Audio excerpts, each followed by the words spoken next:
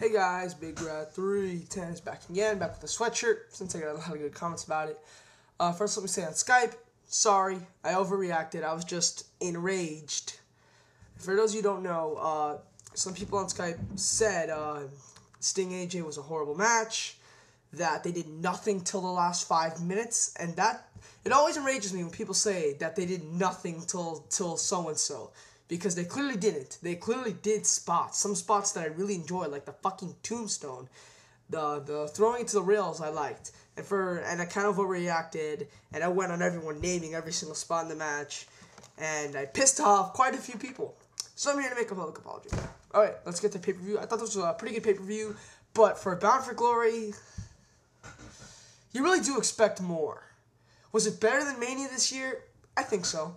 Mania did have one of the best matches of all time on there, but I think this show overall is more enjoyable. There was lots and lots and lots of things I enjoyed about the show. So again, I'm going to say this is probably the better show, in my opinion. The main event did hurt it a bit. Not really the match, kind of the ending segment. Just stuff like that kind of bothered me, and I'll explain why.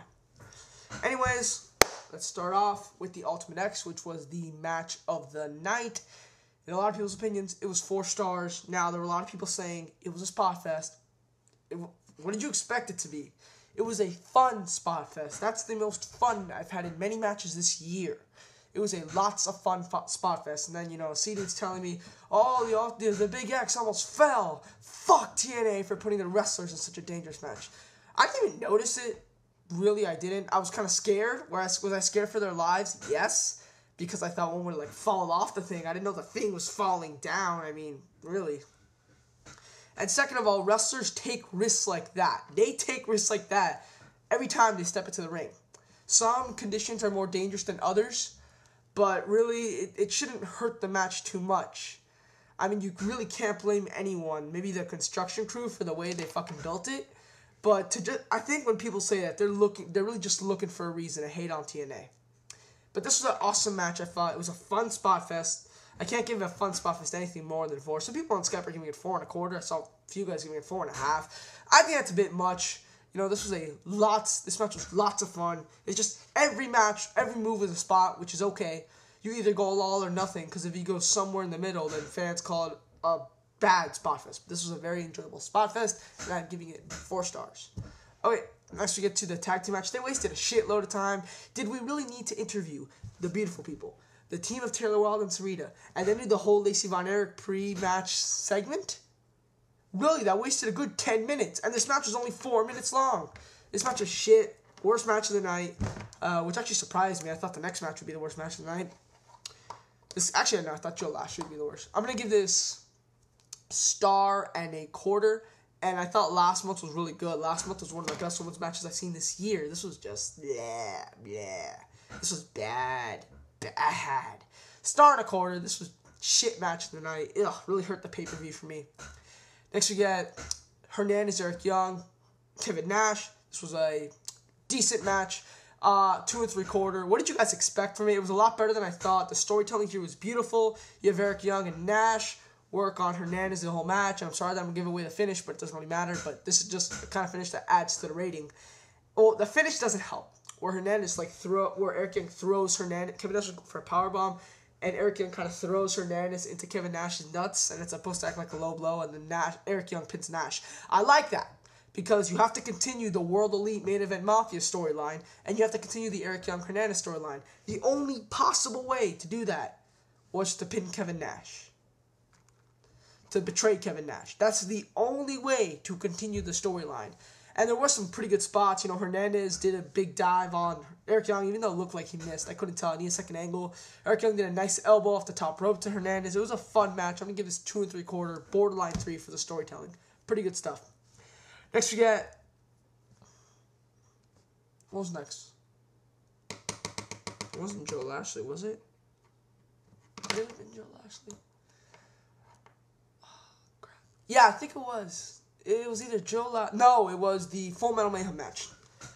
This match was kind of underdelivered, but it was still a lot of fun. I'm going to give this 3.5. 3 3/4. And I'll tell you why I'm giving it 3 3/4. Scott Steiner. Scott Steiner was on a roll in this match. AJ Orton said it best. I'm sorry that I'm stealing his line, but he told me, all those who say Scott Steiner doesn't try can go fuck themselves. And they're kind of right. Scott Steiner put his heart into this.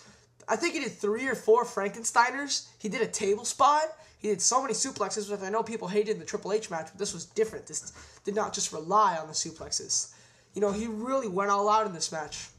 And I'm really proud of Scott. I'm going to give it 3 3/4. I didn't like how Team 3D won the belts, the IWGP. They were kind of like, Rhino came in and interfered, which was good, which added to the match. And, but as, like, it's like Devon's going for the belts, and Rhino hits them with the chairs, and they still get the belt. It's like, British Invasion won the tag titles after Rob Terry came in and beat up Beer Money and brought British Invasion to the top, which makes lots of sense because British Invasion have been hunting those titles since May. It's kind of like IWGP tag titles was their ladder to get to the tag titles. That's how I see it. I thought it was a pretty good storytelling. I'm going to give this match 3 3/4. This is tied for second best match tonight. Next we get the other triple threat, Tara Kong and ODB. This could have been really good, but something that was missing. It was 2 3/4. It was fun. I liked the finish. ODB kicked out of the implant facebuster, which no one has kicked out of. And what hurt this match was Tara kind of left the match for a good 3 minutes. She was like arguing with someone, or the referees were taking something. I didn't see it. And then she just left. And she came back like 3 minutes later. Kong kicked her out of the ring, and then Kong and ODB fought till the end. It was like, what? And they should have kept the Tara Kong. I feel it would have made for a better match. Tara leaving was just stupid. This was still a decent match, 2 3/4. I'm saying it could have been a lot better. Next we get to Joe Lashley. This was shit. It was a little better than I thought. The opening was kind of good. I'm going to give this like 2 stars, 2 1/4. The problem was the ending. It ended in like 6 minutes with Lashley giving Joe a headlock. Really? And Joe didn't even tap. So it's either A, Joe was unconscious, which is what the referees are thinking, or B, or what the announcer was thinking, or B, what all of us on Skype thought, Montreal Screwjob number 3. So in reality, to face 2. It was just dumb. It gets 2 stars because of the dumb booking part of it. I just did not like this match at all. Okay, next we get Abyss. Foley, this was a lot of fun. A lot of barbed wire spots. This gets 3.5 from me. It was kind of short. It was only 10 minutes. But I'm giving the rating for 2 reasons. Foley put his heart into this, I think. You know, he took a lot of barbed wire spots at his age. At his age! No one does that. And also, I don't want to ruin it. Abyss puts Daphne through a barbed wire table, which was awesome! They did copy the spot that he did with Sabu at the Barbed Wire Massacre, where Abyss runs to their quarter, Foley moves out of the way, and Abyss lands into a barbed wire table, and as he's falling, he lands on another barbed wire table, and then Foley does the elbow on him, but this doesn't end the match. A lot of fun. I thought it was a lot of fun, and I thought the Daphne spot, this is probably 3 1/4, but the Daphne spot itself, even though I know CCW and IWA probably has done it, but the Daphne spot itself, really, for her to take a tack shot, a barbed wire shot, that's deserving of 3 1/4. Also, the table fell. Like the table, she went through a table. The table was like set between the ring and the ramp, the ring and the barricade. She went through, and one of the table parts for some reason flipped over and landed on top of her. So she was sandwiched between 2 barbed wire tables. That's balls right there. 3.5 stars. Pretty enjoyable, I thought. Next, we get to Angle Morgan. This was also very good. I'm gonna give this 3 3/4. You can't. I was talking about this on Skype. Morgan is probably in the mainstream wrestling business the best big man, American mainstream. Taker is close, but it's just Taker's been really hurt. He has been wrestling long matches. It's tough for me to say. I need to see a little more from Taker. We'll find out next Sunday if Taker still has it or not. But besides that, you know, I gotta say that Morgan definitely, besides Taker, is probably the best big man in the business today. He's better than the Big Show. Fun match. I really enjoyed it. They were giving quite a lot of time. The storytelling here was great. I'm going to give this a solid 3 3/4, not quite 4. This is tied for second best match tonight with the ladder match. They're 2 different matches. Next we have the main event, AJ and Sting.